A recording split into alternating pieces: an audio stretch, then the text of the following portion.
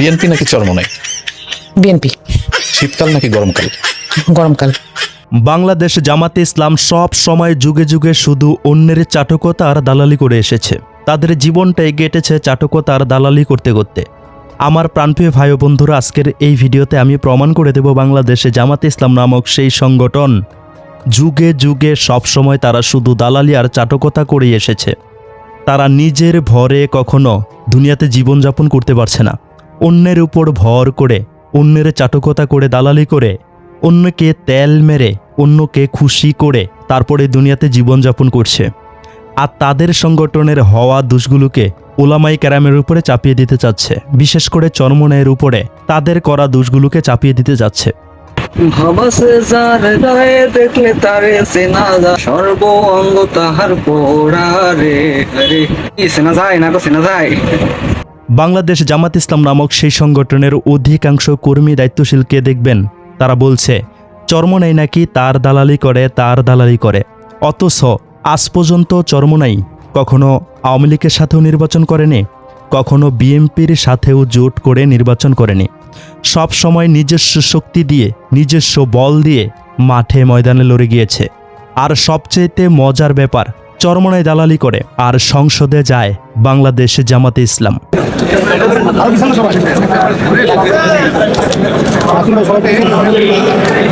কি মজার ব্যাপার, কখনো কি চিন্তা ভাবনা করে দেখেছেন?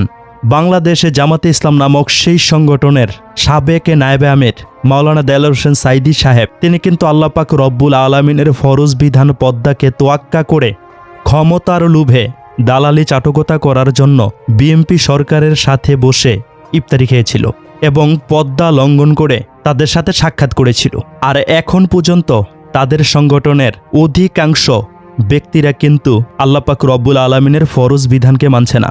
তাদের সংগঠনের ডক্টর শফিকুর রহমান সাহেব, প্রধান আমির, তিনি নিজেও কিন্তু এই একই সমস্যার ভুক্তভোগী।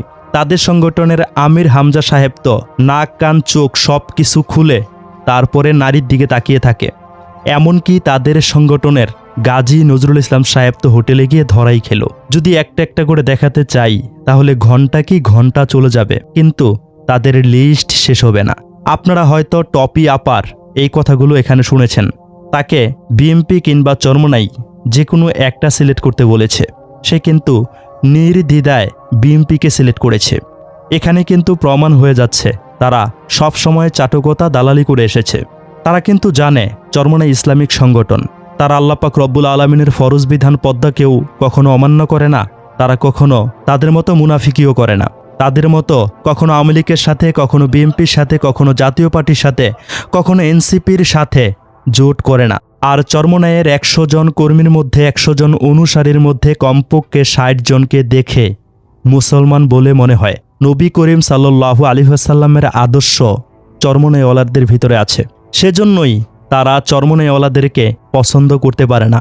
কারণ বাংলাদেশে জামাত ইসলাম নামক সেই সংগঠনের প্রধান শত্রু হলো ওলামায়ে কেরাম। প্রধান শত্রু তারা মনে করে চরমনাইকে, কারণ চরমনাইওয়ালারা দ্বীনের পথে অটল আছে। তাদের মুখোশ উন্মোচন করে দিচ্ছে সবসময় চরমনাই। তারা আজরাইলকে যতটা না ভয় পায়, তার থেকে বেশি ভয় পায় চরমনাইকে। কারণ চরমনাইওয়ালারা হচ্ছে আল্লাহওয়ালা, দিনদার, ফরেজগার, মুত্তাকি, আমলদারওয়ালা। এই যে টপি আপা বলেছিল শরিয়া আইন আসমান থেকে আসা কোনো আইন না, এটা নিয়ে কিন্তু চরমনাইওয়ালারাই কথা বলেছে। শরিয়া আইন তো আসমান থেকে আসাই আইন, আল্লাহ পাক রব্বুল আলামিনের দেয়া আইন। কিন্তু টপি আপা, এই বিএনপির দালালেরা, আওয়ামী লীগের দালালেরা, চাটকাররা, তারা কিন্তু বলেছিল শরিয়া আইন বাস্তবায়ন হলে নাকি মেয়েরা হাফ প্যান্ট পরে রাস্তায় হাঁটতে পারবে। আর সবচাইতে মজার ব্যাপার, হাঁটুর উপরে কাপড় পরা সম্পূর্ণরূপে ইসলামের দৃষ্টিকোণ থেকে হারাম, এটা ফরজ তরফ। আর এই কথাগুলি ধরিয়ে দিয়েছিল ইসলামী আন্দোলন বাংলাদেশের সৈনিকেরা, যে কারণে তারা ইসলামী আন্দোলন বাংলাদেশকে নিজেদের শত্রু বলে মনে করে। তারা ইসলামটাকে এমনভাবে মানুষের সামনে প্রেজেন্ট করতে চাচ্ছে, শুধু নামেই থাকবে ইসলাম আর কাজে কামে এগুলোতে থাকবে বেধর্মীদের কালচার, চলাফেরা। আর এগুলোর মধ্যেই বাধা দিচ্ছে ইসলামী আন্দোলন বাংলাদেশ, যে কারণে তারা বিএনপিকে সিলেক্ট করছে, আওয়ামী লীগকে সিলেক্ট করছে, তারা এনসিপিকে সিলেক্ট করছে, এলডিপিকে সিলেক্ট করছে, কিন্তু চরমনাইকে কখনোই সিলেক্ট করতে পারছে না, কারণ জানে চরমনাইওয়ালারা জুব্বাওয়ালা, চরমনাইওয়ালারা সবুজ পাগড়িওয়ালা, চরমনাইওয়ালারা টুপিওয়ালা, চরমনাইওয়ালারা আমলওয়ালা। এই আমলওয়ালাদেরকে যদি তারা সিলেক্ট করে তাহলে তো অহরহ টকশোর মধ্যে বসে মিষ্টি মিষ্টি কথা ছেলেদের সাথে বলতে পারবে না, ফোনে লাইভ করার সময় এই মুখমণ্ডল খুলে মজার মজার কথা বলতে পারবে না, উল্টা পাল্টা মাসালা বলতে পারবে না, আর তাদের সাথে এটা যাবেও না। চরমনাইকে যদি তারা সিলেক্ট করে তাহলে তাদের এই সমস্ত ভণ্ডামি যায় না, যে কারণে বিএমপিকে খুশি করার জন্য চাটুকতা করছে। বিএমপি তো তাদেরকে এবার ৬৮ জন এমপি দিয়ে সংসদে রেখেছে, চাটুকতা করেই কিন্তু তারা সংসদে আছে।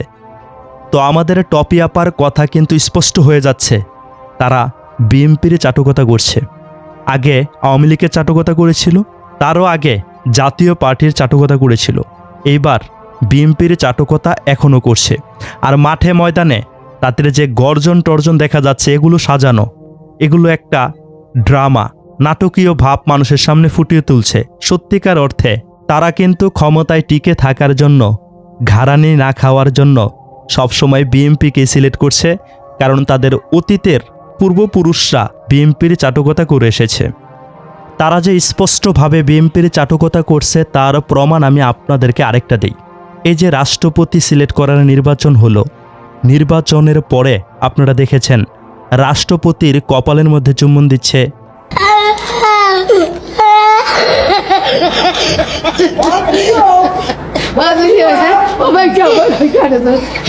বুকের মধ্যে এমনভাবে জড়িয়ে ধরছে যেন বুঝাচ্ছে, আরে ভাই, আপনি, আমি, আপনারা, আমরা তো সবাই এক।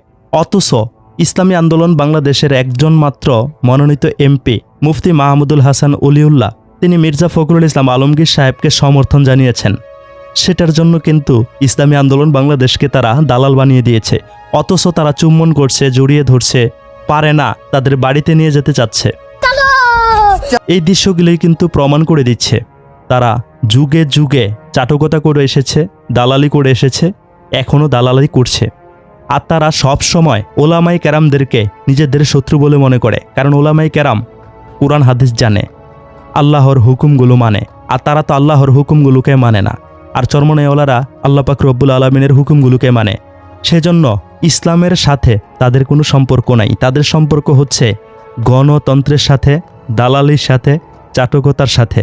টপি আপার এই কথাগুলোই কিন্তু তা প্রমাণ করে দেয়। তাদের এই সমস্ত কাজকারবারগুলো কিন্তু তাদের দালালি, তাদের চাটুকতা মানুষের সামনে স্পষ্টভাবে ফুটিয়ে তোলে, কারণ তারা তো অতীতেই দালালি করেছে, অতীতেই চাটুকতা করেছে। আর বর্তমান এসে যে চাটুকতা দালালি করছে তা তো জাতির সামনে স্পষ্ট হয়ে যাচ্ছে।